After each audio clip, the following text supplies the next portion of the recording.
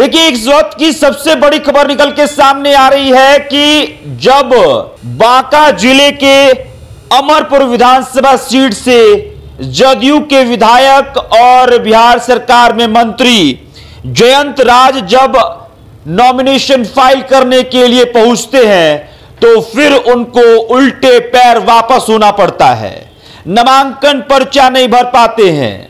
और आखिरकार जयंत राज नामांकन पर्चा क्यों नहीं भर पाए, इस बात को समझिएगा। कहते हैं ना कि अगर 30 सेकंड की देरी हो जाए तो फिर ट्रेन छूट जाती है, अगर कुछ मिनट की देरी हो जाए तो बहुत बड़े बड़े काम जो है वो अधूरे छूट जाते हैं। और ठीक यही हुआ। जयंत राज जो कि बिहार सरकार में भवन निर्माण मंत्री हैं, उनके साथ यही हुआ। जब वो नामांकन पर्चा भरने के लिए पहुंचते हैं और तो लगभग 1 मिनट देरी से पहुंचते हैं और इसलिए जयंत राज को उल्टे पैर वापस होना पड़ा। लेकिन जयंत राज के लिए कुछ राहत की भी खबर है, उनके हिस्से में कुछ राहत भी है, क्योंकि देखिए पहले फेज का जो है, आज पहले फेज में जितने विधानसभा सीटों पर चुनाव होना है उनके नामांकन प्रक्रिया की आज आखिरी तारीख 17 अक्टूबर, आज आखिरी तारीख। जब पहले फेज के तमाम विधानसभा सीटों पर प्रत्याशियों को अपना नामांकन पर्चा भर देना था।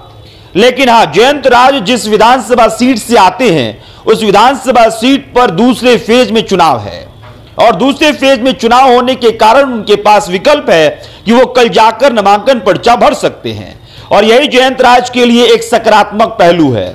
नहीं तो अगर पहले फेज में अगर होता तो फिर जयंत राज पीछे रह जाते।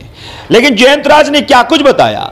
जयंत राज का कहना था कि मैं जब नामांकन पर्चा भरने के लिए जब रास्ते में आ रहा था तो मेरे प्रशंसक जो थे, जो जनता है, उनसे मुलाकात करते हुए मुझे आने में देर हो गई। लेकिन कहते हैं ना साहब, कारण कोई सा भी हो लेकिन वक्त पे नहीं पहुंचिएगा तो फिर बहुत कुछ छूट जाता है। जयंत राज ने यह भी कहा कि मैं चुनाव आयोग के समय प्रणाली का सम्मान करता हूं, नियम होता है और इसलिए मैं नामांकन पर्चा कल दाखिल करूंगा। आज कई अहम चेहरों ने नामांकन पर्चा दाखिल किया और कल जो है वो जयंत राज बांका जिले के अमरपुर विधानसभा सीट से नामांकन पर्चा दाखिल करेंगे। बहरहाल इस खबर में इतना ही। जो भी आपकी प्रतिक्रिया कमेंट्स में लिख के बताइएगा। मेरा नाम अभिषेक श्रीवास्तव है, कैमरे के पीछे साहिल है। बहुत बहुत शुक्रिया।